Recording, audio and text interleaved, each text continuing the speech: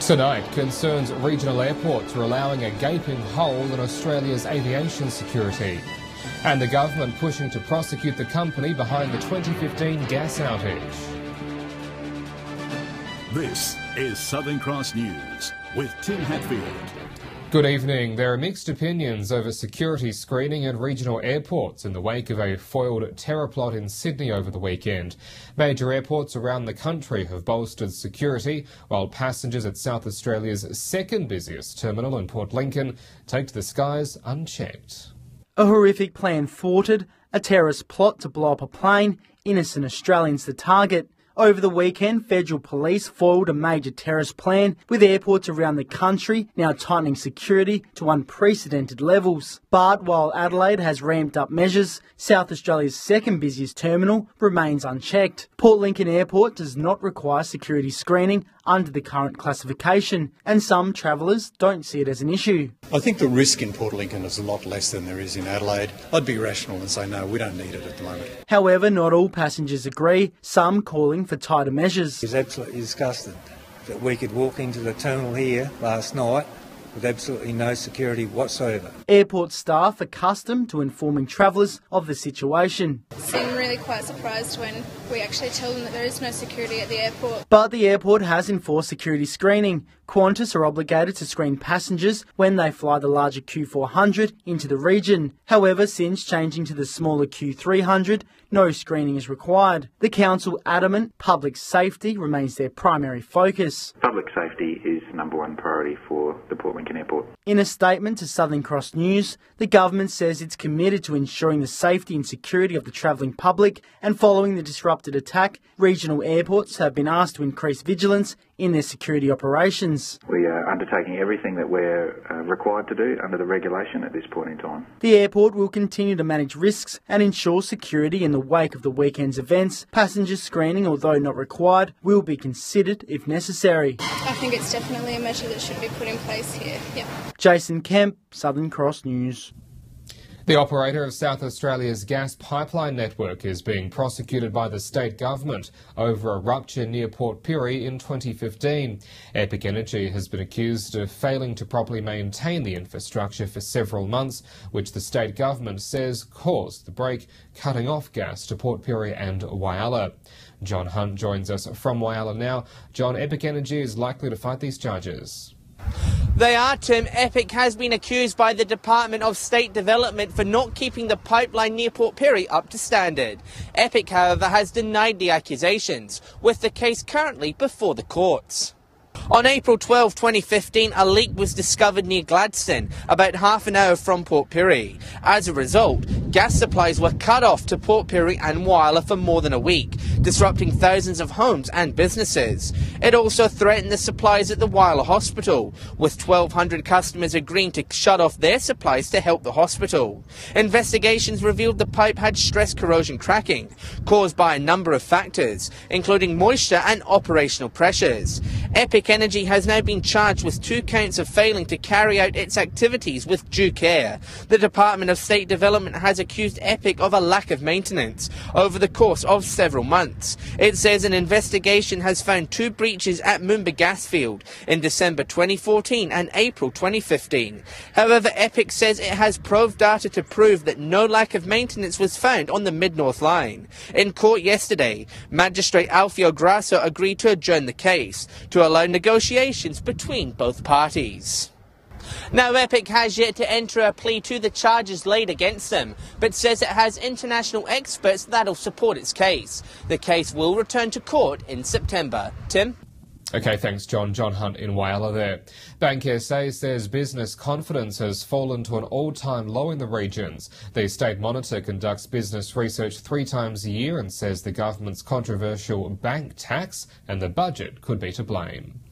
Regional business confidence scores are at their lowest, according to Bank SA's State Monitor. But locally, it's a different story. The chair of Business Port Augusta says around the Gulf, businesses are seeing the opposite. I believe that the confidence is now in a positive direction. The feedback I'm getting from other businesses is that things are starting to turn. So my thoughts are that yes, when they did that report, it possibly was down, but confidence seems to be back up again now, which is really fantastic for the region. Mr Sheriff believes the report may have been conducted right before Arrium's sale, thereby giving a false result on the current business climate.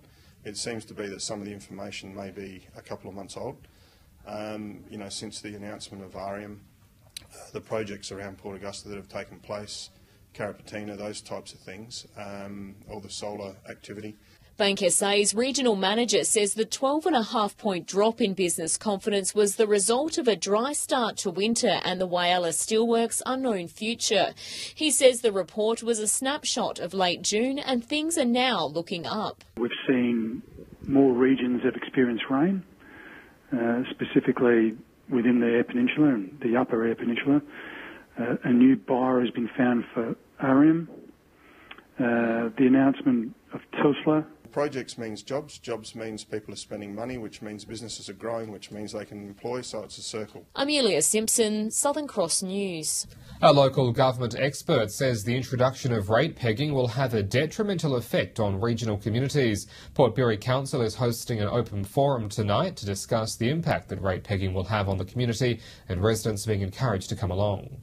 Local government expert Brian Dollery is warning against rate pegging, saying it has a negative effect on regional communities where there is no room for development or improvements on council infrastructure. And he says there's no difference between communities where councils do cap rates and councils who don't. Port Pirie being a regional council, it's a regional hub. It's critical that the infrastructure is kept up to standard here, and rate pegging would really hammer that. He says there's been an underinvestment across all Australian local government systems and rate pegging won't help regional communities. The danger is that while rate pegging might sound attractive, there are a lot of hidden costs involved in it to the community, and particularly in relation to service provision dropping and the provision of infrastructure. So while it might sound attractive, be careful for what you ask for.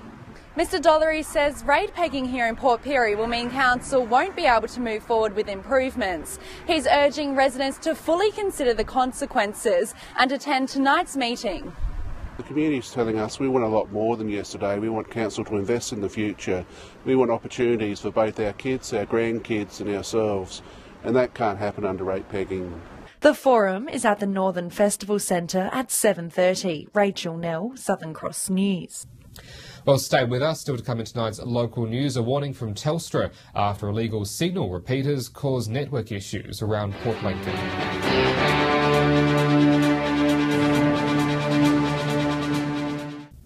Welcome back. Highway patrol officers say Broken Hill motorists seem to be forgetting to pull over when emergency vehicles come up behind them. They say when they have to get to an emergency in a hurry, drivers have not been getting out of the way when the lights and sirens are on. It's simple advice, but Highway Patrol Officer Matt Whitelam says some locals don't follow it. He's reminding drivers that if you see an emergency vehicle coming up behind you with lights and sirens on, you must get out of the way. Just want the public to know that they can park in places like no stopping, no standing, as long as it's safe to do so. Some drivers claim they are not doing anything wrong, and that's why they don't get out of the way. He says that's no excuse, and if you see an emergency vehicle coming towards you on the other side of the road, you should also pull over.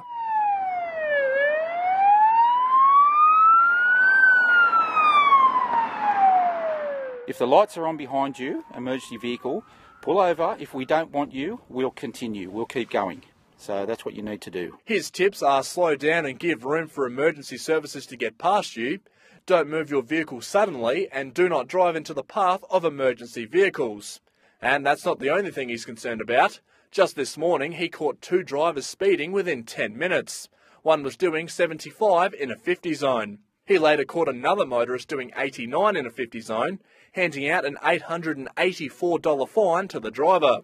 He says drivers have been relying on what their GPS tells them is the speed limit and not the posted signs. They didn't realise the speed zone. Yeah, relying on their GPS once again. Do not rely on your GPS, rely on the signposted signs for the speed limits. Patrick Reinke, Southern Cross News. Telstra is warning people using illegal repeaters in Port Lincoln that they do so at their own risk as they look to catch the offenders. Repeaters are used to boost signal for mobile phones in remote areas, but those purchased on the black market cause major disruptions to the network.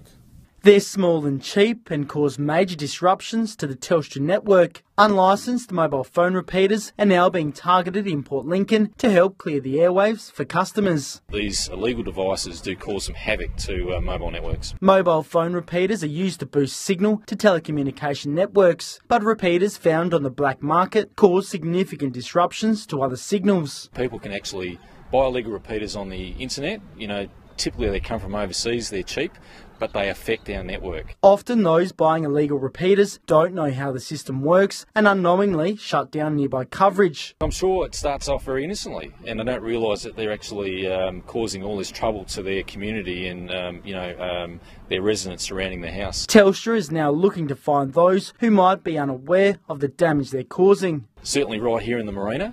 We actually do think it's one of the boats that's got an illegal repeater. And there's a hefty penalty. Those found using an illegal repeater could face a $360,000 fine and jail time. Well, it's not worth it for a few extra bucks. There's legal ones out that have been approved by the ACMA. Jason Kemp, Southern Cross News.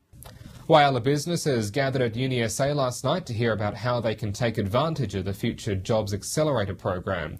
The university says our state is going through an economic transformation and regional areas need to change as well. It's a harsh truth, but South Australia's days as a manufacturing powerhouse are over. With Holden closing and other businesses moving towards automation, new industries are needed. Whyalla companies gathered last night at UniSA to hear how they can thrive in the 21st century economy. Look at how we can create the industries of the future and help to transform the industries of today. The Institute is a project developed between UniSA and the state government. Local companies will be able to access infrastructure that'll support research and development projects to transform their products. Professor Hilda says Whyalla has come through a difficult period, which makes it a great time for businesses to explore other growth sectors. With the changing fortunes of Whyalla, that this is something that will help many, many businesses in the area. She also says the key to future employment opportunities lies in sectors where creativity is needed. Where we have jobs that require creative thought, new ideas, this is much, much harder to automate. Juanita Walker from Whyalla Aged Care was a keen observer at last night's function. She says with our population gradually ageing, the sector should take advantage of the support on offer to become a major local industry. Work with the university, particularly around research and developing new services that we might not necessarily see in our communities. John Hunt, Southern Cross News. Stay with us. When we return after the break, Broken Hill marks 100 years since the Catholic Church first extended out into the far west. The details ahead.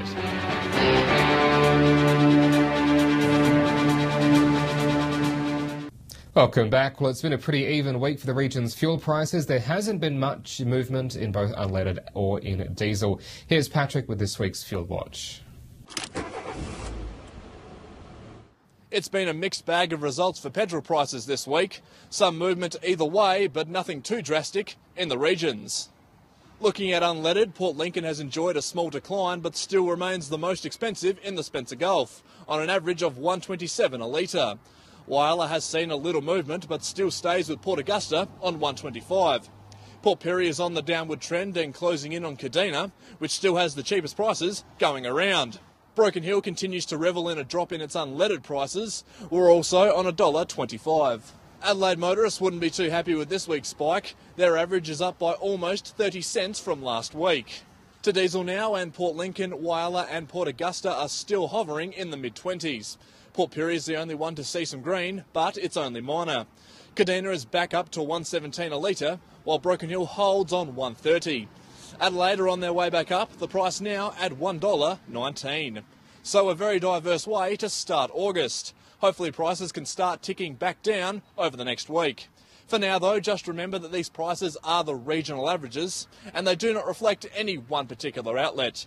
If you happen to find a spot that does sell unleaded or diesel for cheaper, Be sure to let us know on our Facebook page. Tim. Thanks, Pat. Emergency service leaders in Port Augusta gathered at the council chambers today to give their feedback on what needs to happen around the city. Port Augusta's mayor says the informal meeting was a chance for those in the crucial services to talk and put their ideas forward. It's no emergency, but it's a vital conversation. Leaders from Port Augusta's emergency services gathered at the council chambers today to discuss their challenges and ideas. Anything that promotes the unification of all the emergency services and getting us all on the same page is very worthwhile.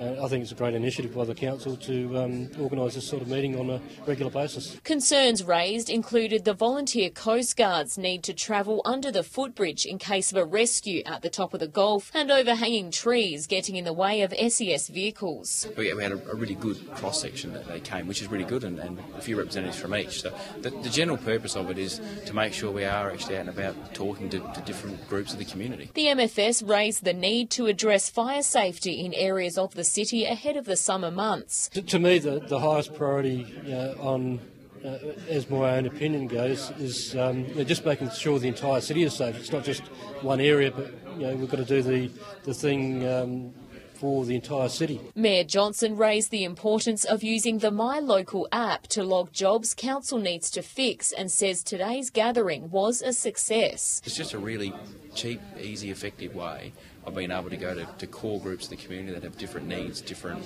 ideas, different suggestions and are mixing in different circles, and we can actually take on board their constructive criticisms and also some of the things that they're facing in terms of challenges. Amelia Simpson, Southern Cross News.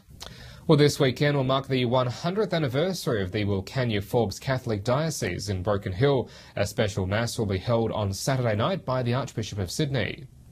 In a time when a dark cloud hangs over their church, Catholics from around regional New South Wales have a special milestone to celebrate. Hundreds are expected to congregate at Broken Hill Sacred Heart Cathedral this weekend. But the history goes back even further, as it was originally called the Diocese of Wilcannia. After the death of the first bishop, John Dunn, who is buried here on the sanctuary, the diocese sought to get more parishes.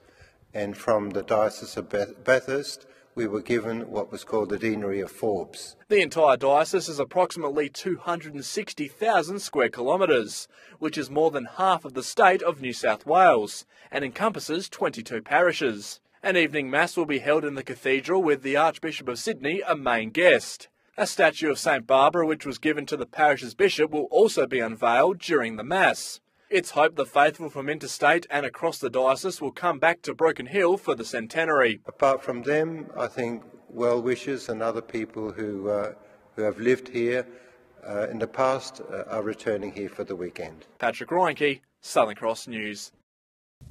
We'll stay with us after the break. A look at the local weather for the rest of the week, and the wet conditions are set to stick around.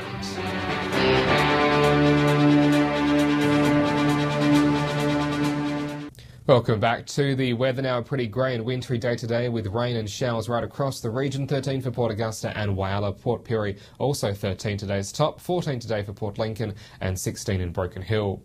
On the national satellite image, thick cloud right across the state at the moment thanks to a low north of our region. On the waters, the winds to 30 knots to the southeast, the seas up to 2.5 metres to the southwest, sunrise at 12 minutes past 7. So more rain tomorrow. It should ease back a bit though, 15 the top for Port Augusta, the same for Whyalla and for Port Lincoln. Port Pirie on 13, Broken Hill also heading to a wet 13 degrees.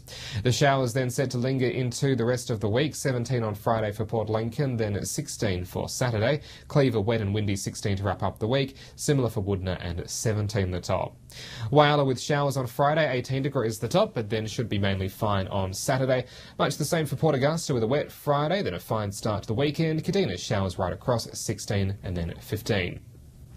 Port Pirie with showers and 16 both Friday and on Saturday. Clare 13 then 12 as we roll into the weekend. Broken Hill will see the wet weather pass quickly, however, 15 degrees for Friday and for Saturday. And that is the midweek edition of Southern Cross News. Don't forget you can stay up to date with us on Facebook and on Twitter, and you can catch past bulletins online as well.